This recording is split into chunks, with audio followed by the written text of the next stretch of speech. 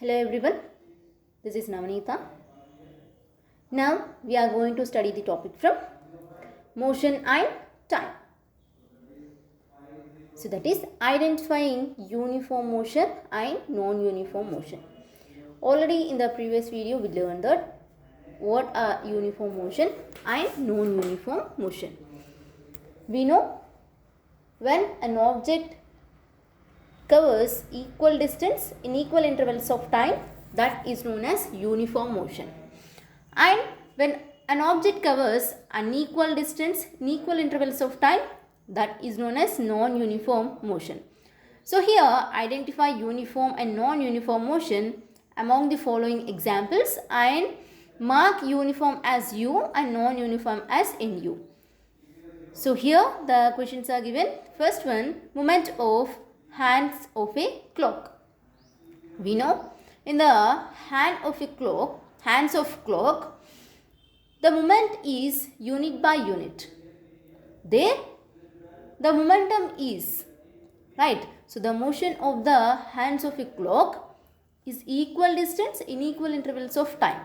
That is changed unit by unit only. So we can say this is a uniform motion. And next, a boy cycling in a crowded place. So this comes under the non-uniform motion, because in a crowded place, maybe the boy cycling sometimes slow and sometimes fast. Yes, so here this is non-uniform motion. Now, the fan in an air cooler running at fixed speed.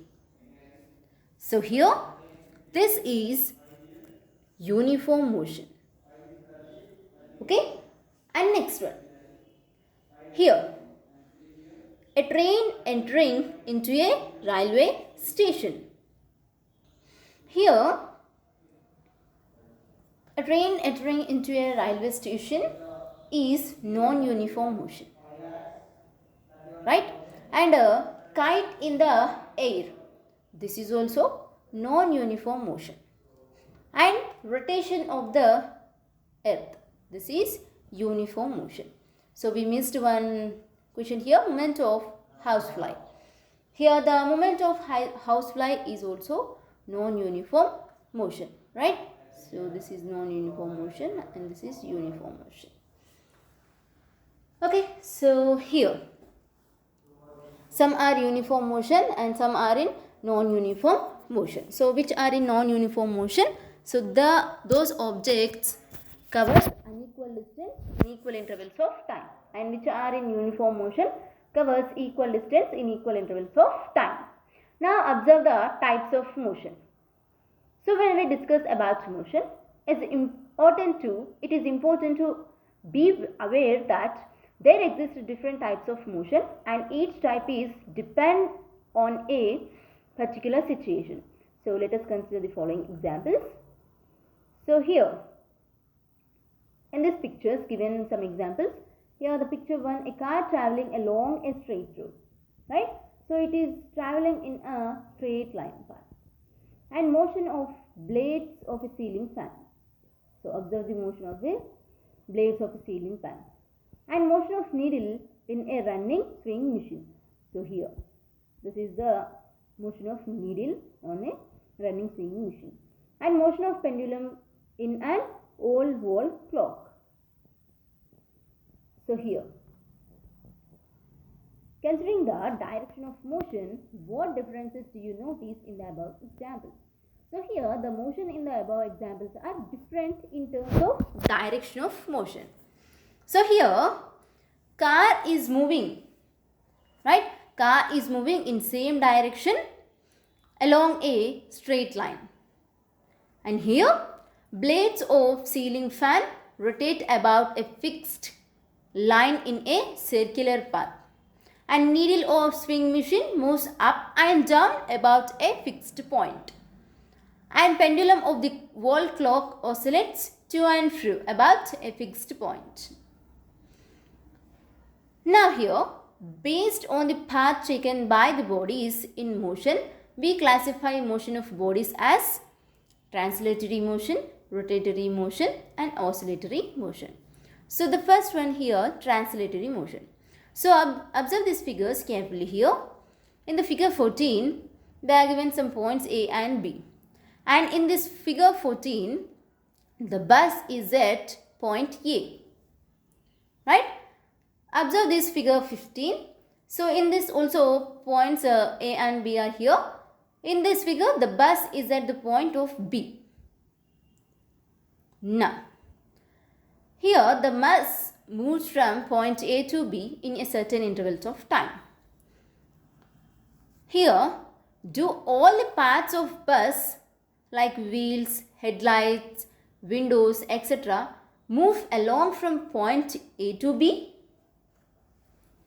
So simply we can say that yes, all parts of bus like wheels, headlights, windows, etc. move along from point A to point B. Okay, here is the direction of motion of bus along a straight line or a curved line. Here, the direction of motion of bus is along a straight line. Okay. Now,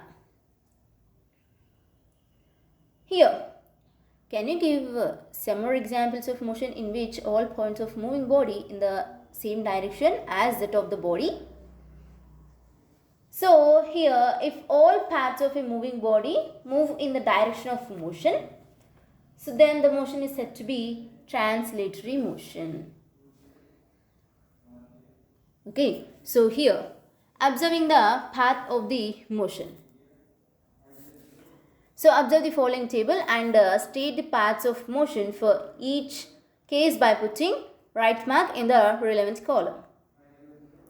So here given movement of a body and path of motion given straight line path and curved line. So first one, soldiers marching in a parade. So this is straight line or a curved line? Yes, we know this is a straight line. And next one, car taking a turn on a road. So when it is taking turn on a road, this is curved line. Next one, stone dropped from a height. Here this is straight line. And running race along a road. So here running race along a road is straight line. And running race along a track on a ground. So this is curved line. And movement of a bicycle on a road. So this is straight line. Right? So if all parts of a moving body move in the direction of motion, then the motion is said to be translatory motion. So we can say that if a body in translatory motion moves along a straight line, okay, so when an object is in translatory motion, moves along a straight line, then motion is called rectilinear motion. For example, a car is moving on the road. Right? So here all the parts of the car moves in a direction. Okay, here all the parts of the car moves from one place to another place. So if this car is moving along a straight line, then we can say that the car is in rectilinear motion.